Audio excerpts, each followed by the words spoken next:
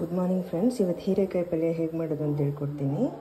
So ಎರಡು ಹೀರೆಕಾಯಿ ತೊಗೊಂಡಿದ್ದೀನಿ, ಒಂದು ದೊಡ್ಡ ಸೈಜಿಂದು, ಒಂದು ಮೀಡಿಯಮ್ ಸೈಜ್ದು. ಅದಾದಮೇಲೆ ಅದಕ್ಕೆ ಸ್ವಲ್ಪ ಉಪ್ಪು, ಕಡಲೆಬೇಳೆ, ಎಣ್ಣೆ, ಅರಿಶಿನ ಪುಡಿ ತೊಗೊಂಡಿದ್ದೀನಿ. ನೆಕ್ಸ್ಟು ಒಂದು ಮೀಡಿಯಮ್ ಸೈಜಿನ ಈರುಳ್ಳಿ ಹೆಚ್ಚಿಟ್ಕೊಂಡಿದ್ದೀನಿ, 2 ಟೊಮ್ಯಾಟೊ, ಅದಾದಮೇಲೆ ಒಂದು 5-6 ಹಸಿಮೆಣಸು, ಕರಿಬೇವಿನ ಸೊಪ್ಪು, ಕೊತ್ತಂಬರಿ ಸೊಪ್ಪು. ಸೊ ಇದಿಷ್ಟಲ್ಲದೆ ನಿಮಗೆ ಬೇಕಾದರೆ ಕಾಯಿ ಸ್ವಲ್ಪ ಹಾಕ್ಕೋಬೋದು, ಇಷ್ಟ ಇದ್ದರೆ, ಇಲ್ಲಾಂದರೆ ಬೇಡ. ಈಗ ಹೇಗೆ ಮಾಡೋದು ಅಂತ ಹೇಳ್ಕೊಡ್ತೀನಿ. ಸೊ ಈಗ ಫಸ್ಟು ಇದು ಪ್ಯಾನ್ ಬಿಸಿ ಮಾಡ್ಕೊಂಡಿದ್ದೀನಿ, ಇದಕ್ಕೆ ಎಣ್ಣೆ ಸ್ವಲ್ಪ ಹಾಕ್ಕೊಳ್ಳೋಣ.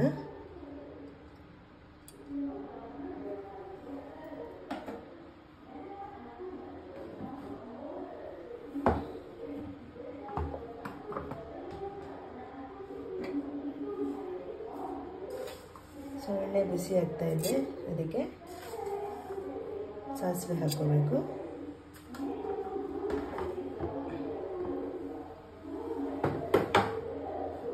ಸೊ ಸಾಸಿವೆ ಈ ಥರ ಸಿಡಿತಿದ್ದ ಹಾಗೆ ಇದಕ್ಕೆ ಕಡಲೆಬೇಳೆನ ಹಾಕ್ಕೋಬೇಕು. 1 ಟೇಬಲ್ ಸ್ಪೂನಷ್ಟು ಕಡಲೆಬೇಳೆ.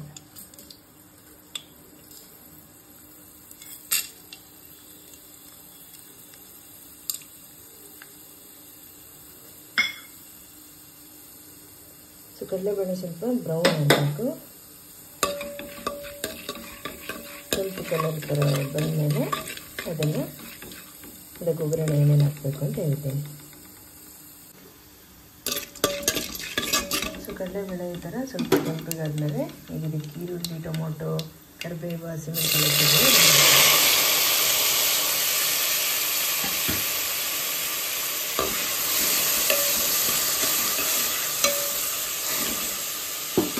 ಆದಷ್ಟು ತರಕಾರಿ ಸೊಪ್ಪು ತಿಂದರೆ ಆರೋಗ್ಯಕ್ಕೆ ಒಳ್ಳೆಯದು.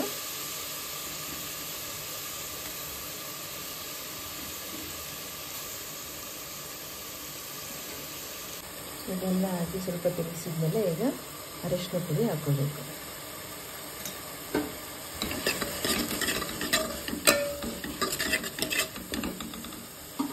ಅರಿಶಿನ ಪುಡಿ ಹಾಕಿದ್ಮೇಲೆ ಉಪ್ಪು ರುಚಿಗೆ ತಕ್ಕಷ್ಟು,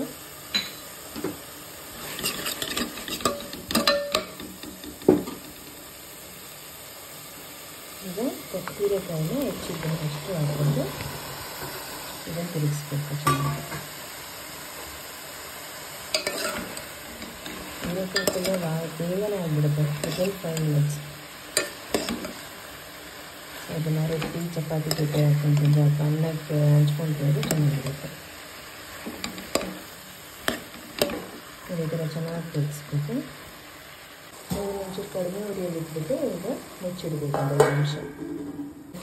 ಕೊತ್ತಂಬರಿ ಕಟ್ ಮಾಡಿ ಇಟ್ಕೊಂಡಿರೋದನ್ನು ಹಾಕ್ಕೊಂಡು ಮಿಕ್ಸ್ ಮಾಡ್ಕೊಬೇಕು. ಇದು ಕಾಯಿ ಹಾಕ್ಕೊಂಡ್ರೆ ಚೆನ್ನಾಗಿರುತ್ತೆ, ನಿಮ್ಮ ಇಷ್ಟ. ಕಾಯಿ ತಿನ್ನೋರು ಹಾಕ್ಕೊಳ್ಳಿ, ಇಲ್ಲಾಂದರೆ ಈ ಥರ ತಿಂದರೆ ಚೆನ್ನಾಗಿರುತ್ತೆ. ಕೊತ್ತಂಬರಿ ಹಾಕಿ ಮಿಕ್ಸ್ ಮಾಡಿ ಮತ್ತೆ ಸ್ವಲ್ಪ ಹೊತ್ತು ಮುಚ್ಚಿಡಿ. ಸೊ ಇದನ್ನು ಆಗಾಗ ತಿರುಗಿಸ್ಕೋಬೇಕು, ಏನಾದರೂ ಸೀದೋಗ್ಬಿಡುತ್ತೆ. ಅರ್ಧ ಬೆಂದಾದ್ಮೇಲೆ ಕಡಿಮೆ ಫ್ಲೇಮಲ್ಲಿಟ್ಟು ಮತ್ತೆ ಮುಚ್ಚಿಡಬೇಕು.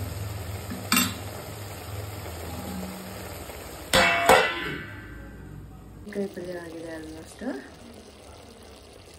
ನಾವು ರೆಡಿ ಟು ಸರ್ವ್. ಸೊ ಹೀರೆಕಾಯಿ ಪಲ್ಯ ಚೆನ್ನಾಗಿ ರೆಡಿಯಾಗಿದೆ. ನೀವು ಮನೇಲಿ ಮಾಡ್ಕೊಂಡು ತಿನ್ನಿ, ಸೂಪರಾಗಿರುತ್ತೆ. ಸೊ ನಿಮಗೆ ಚಪಾತಿ ಮಾಡೋದಾಗಲೇ ಹೇಳ್ಕೊಟ್ಟಿದ್ದೀನಿ, ಚಪಾತಿ ಜೊತೆ ಮಾಡ್ಕೊಂಡು ಹಿಂಗೆ ತಿಂದರೆ ಸಖತ್ತಾಗಿರುತ್ತೆ ನೋಡಿ.